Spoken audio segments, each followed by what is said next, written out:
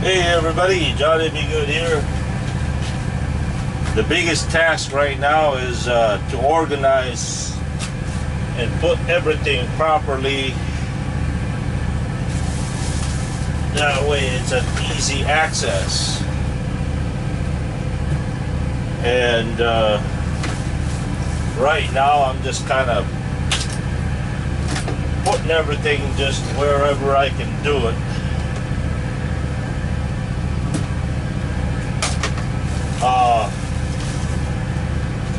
Basically, I'm in a hurry. I don't have time to really organize this that well.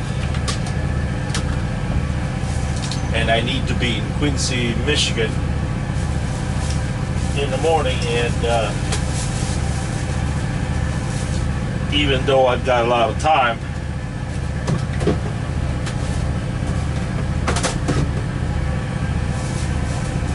it's hot outside, and this is gonna wear me out.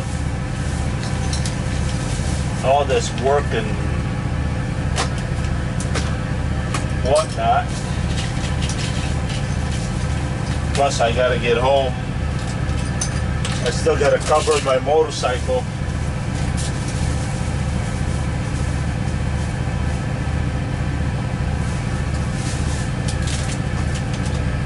And it doesn't pay to put everything perfectly right now because I don't really know where the perfect place is to put, all the stuff yet.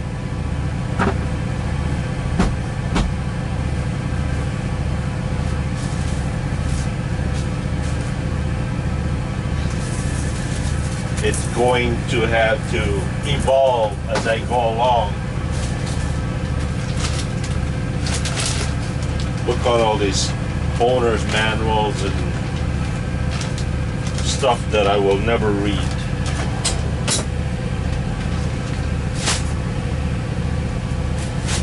One thing I can't stand is this plastic wrap on the mattress. Oh boy, I can't stand that.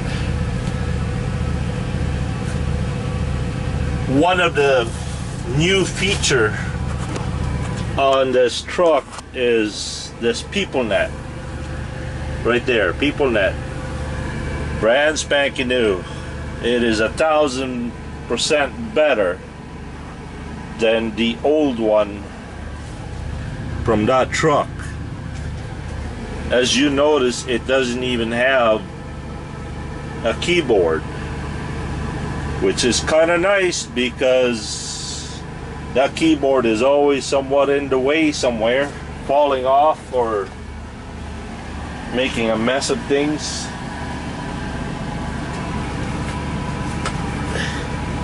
And I tell you, if you guys could just smell this truck.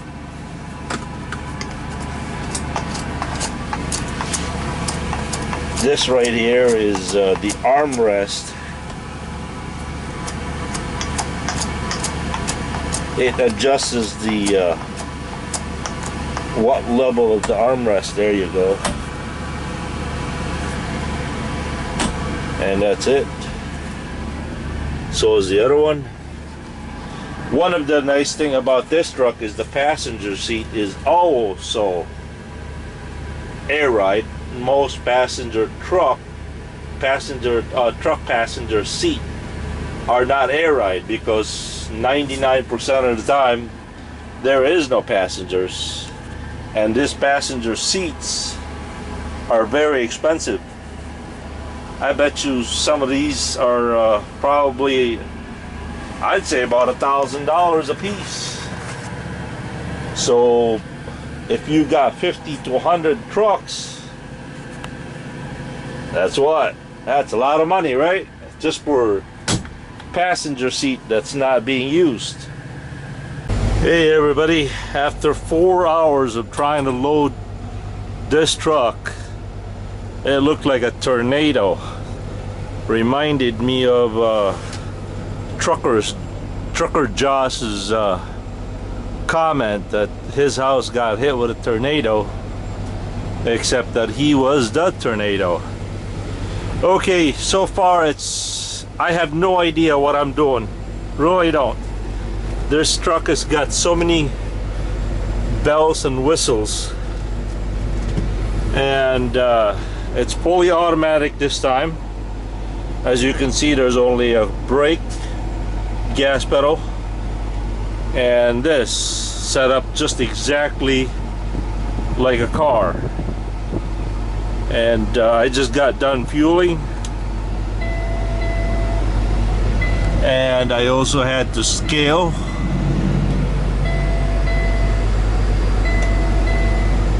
Okay. I told you I don't know what I'm doing.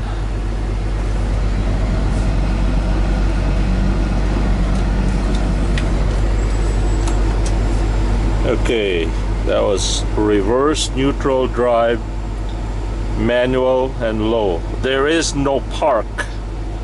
To park it, you just have to put it on neutral and set your brakes. So,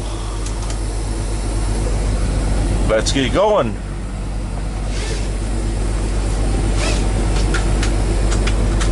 I still have no idea how to do all the electronic logs and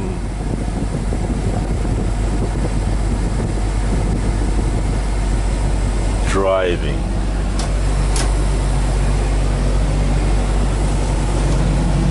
Okay. When I weighed the truck at a cat scale, I was 900 pounds over on my drives axles. The drive axle meaning the rear tires of the truck. You have the front axle, the steer axle,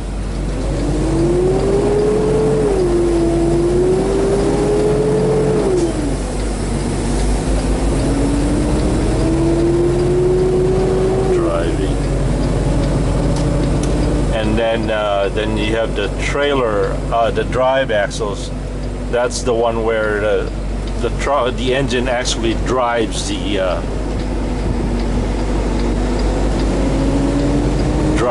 tires to make the truck go. Now once again I gotta pull over here and try to figure out what in the world am I doing. I have no idea what I'm doing. Okay, driving. How in the world does this work? Okay, duty status. I'm off duty, so go driving. From off duty to driving, press OK.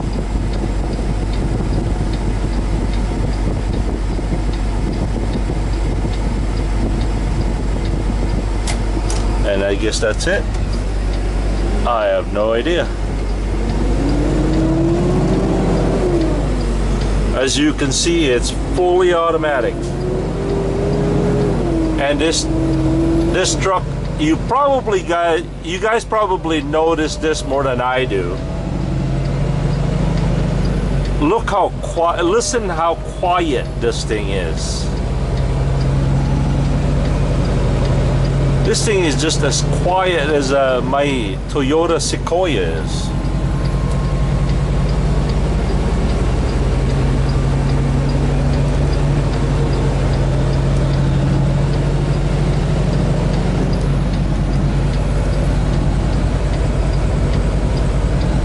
It's very, very quiet, and boy does it ride real smooth. Oh, it rides real smooth. One of the features of this truck that my other truck, the White Beast, did not have is the DEF, DEF, DEF fluid. Something emission something fluid. Trucker Josh would. And there seems to be a lot of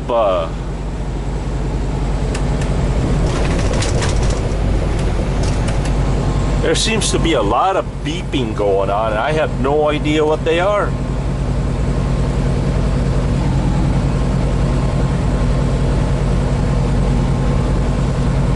for the most part, a truck is a truck, regardless of what's in it or what's not out of it, or basically you just drive the thing. It's just a matter of, the only thing that I'm quite confused right now is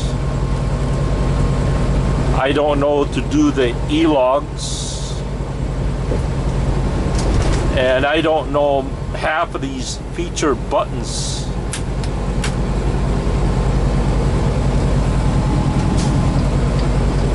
I think these are the headlights and the trailer parking lights.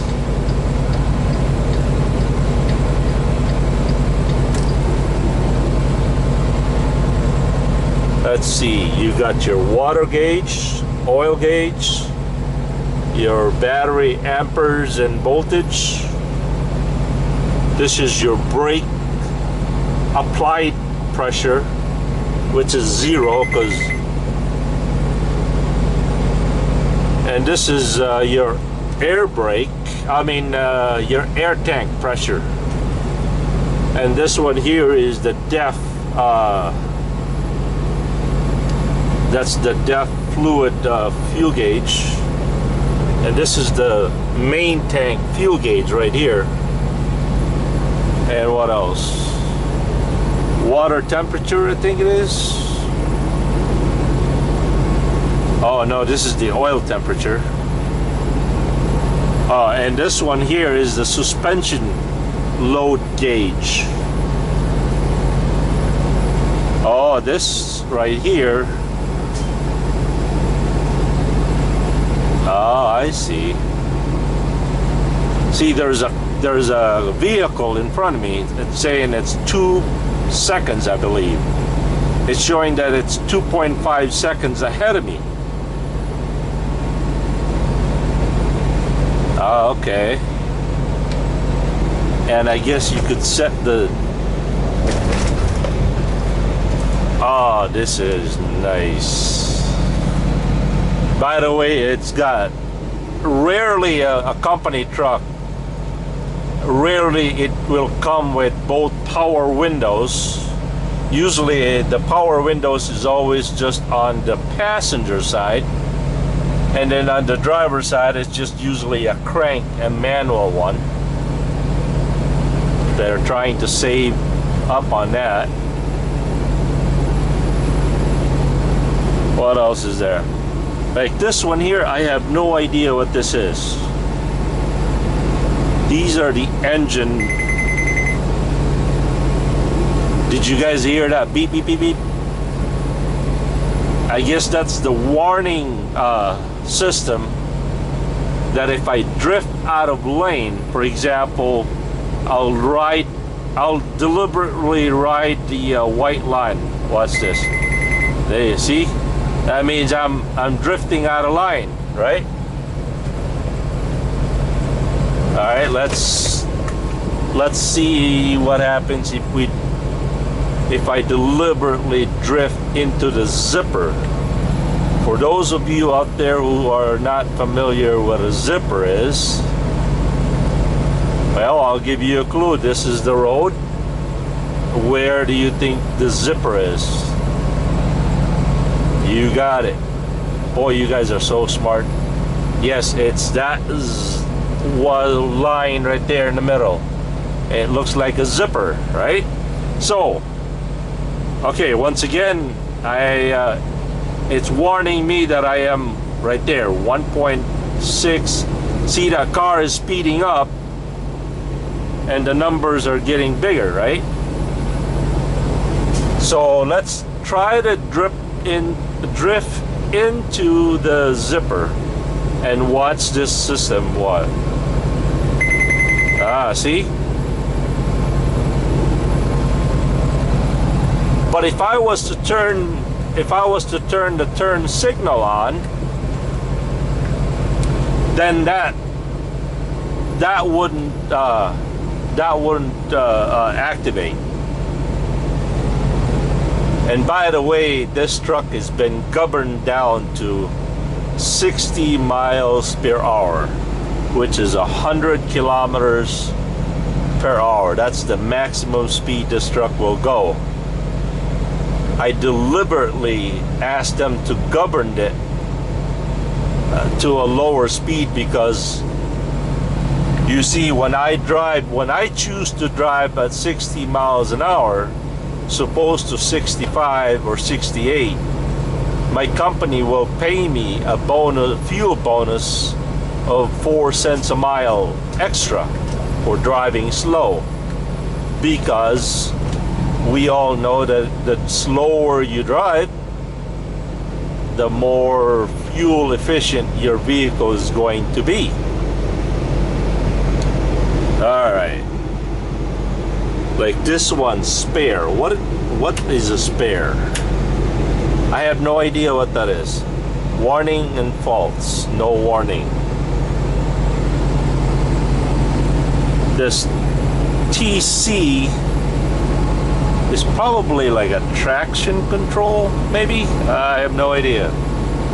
And I think this one here is the engine fan. This one, I do not know.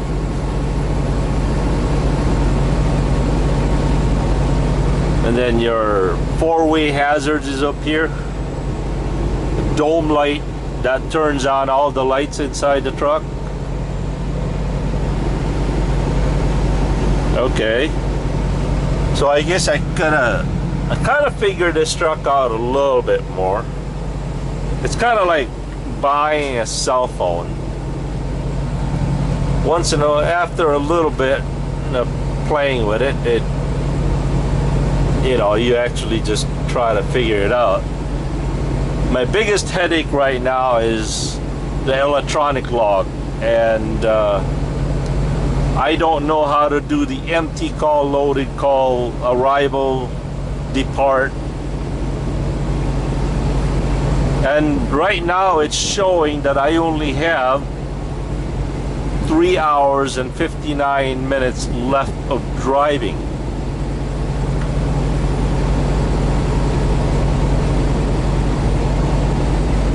It says instant miles per gallon. Wow, I'm only doing what? Like right now, I'm exactly on a perfect level flat ground, and it's showing 6.4 miles to the gallon. As low as 4.9, lower to 3.1, and then trip average per mile is 3.4 miles to the gallon. Oh wow, that's really horrible. And it's showing here that I have 42.7 miles that I've driven today.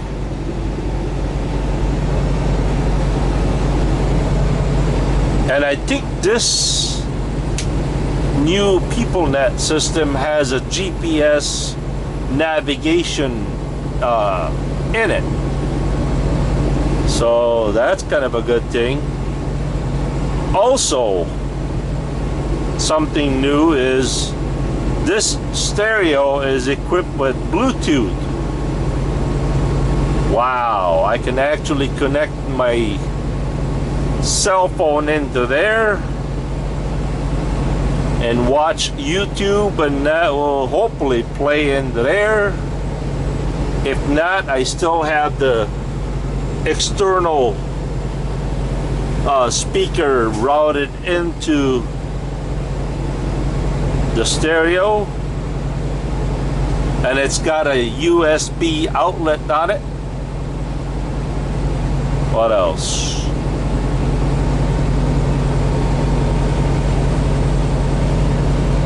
Did I mention that it's very, very, very, very quiet? Yeah, I did mention that. I just love mentioning it. One of the big difference between a Freightliner, a Kenworth, and a Peterbilt is it's pretty hard to lock yourself out of a Peterbilt and a Kenworth, because in order for you to lock the door, you have to use the key. You cannot lock the doors on Peterbilts and Kenworth without the key, and that is very, very nice that way, because in Freightliners I have locked myself out of Freightliners so many times it's not funny. But I have learned a long time ago to hide a spare key somewhere around the engine compartment. That way when I lock myself out, all I